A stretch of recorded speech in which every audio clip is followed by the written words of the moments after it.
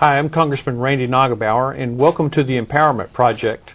Each week we sit down with policymakers and others and talk about ways that we can make America more a nation of empowerment and a nation that's less dependent on the federal government.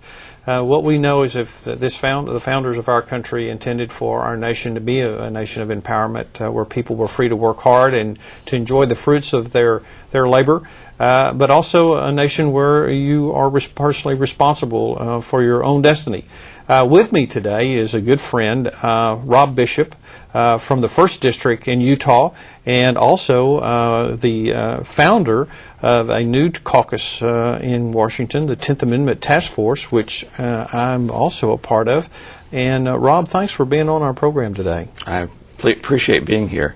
And don't put yourself short. You're one of the co-founders of this one, so we're working together on this one. Well, thank you, and I think it's very important. And as we've been talking about in the 10th Amendment Task Force, is how over the years we've delegated more and more power to the federal government, which took away the power from the people as the founders intended. Why don't you talk a little bit about the principles of the 10th Amendment Task Force and kind of some of the things we've been working on?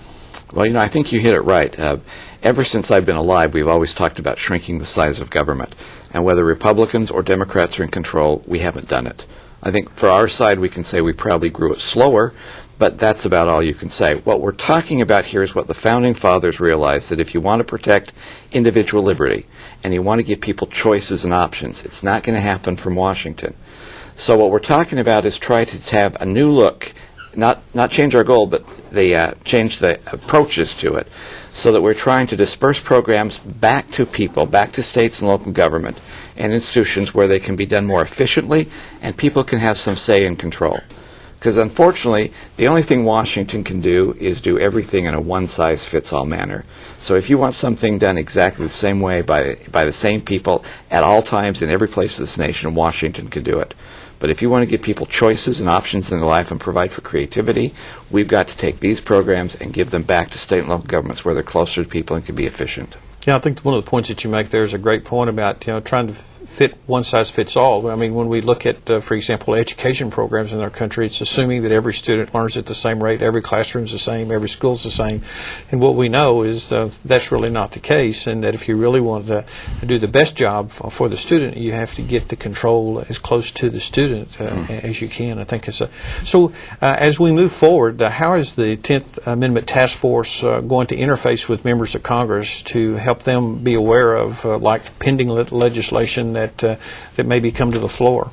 Well, we want a couple of ideas of making sure that we can educate ourselves so that when something that may impinge upon the power of people or the states, we can be aware of it. And also, I'd like us to do some action items that will empower states so states can stand up and fight against the federal government and win some of those battles at the same time. What we're talking about is not simply graciously allowing states to do things. There are some things that the federal government should do here in Washington, very few, but there are a lot of things that state and local government and people can do for themselves, a whole lot. We want to make sure that we empower that to take place. Absolutely. In fact, in many cases, there's really not an appropriate role for government, whether it's state, local, or federal, and yet many times we see the government trying to jump in and take over a role that really they weren't asked to take on. Well, thank you, Rob, for leading this effort. I think it's so important at this point in time in our country that we begin to get back to the basics, and certainly I think this task force is going to do that. Well, I want to thank my special guest today, Rob Bishop from the 1st District of Utah, co-founder of the 10th Amendment Task Force. If you'd like to learn more about the Empowerment Project, I encourage you to visit my website at www.randy.house.gov to learn more about the Empowerment Project. You can click on the Empowerment Project button and see some of the videos and interviews and some of the things that we're working on. Again, Rob, thanks for being on our program today. Thank you for having me. I look forward to working with you on these issues. Thank you.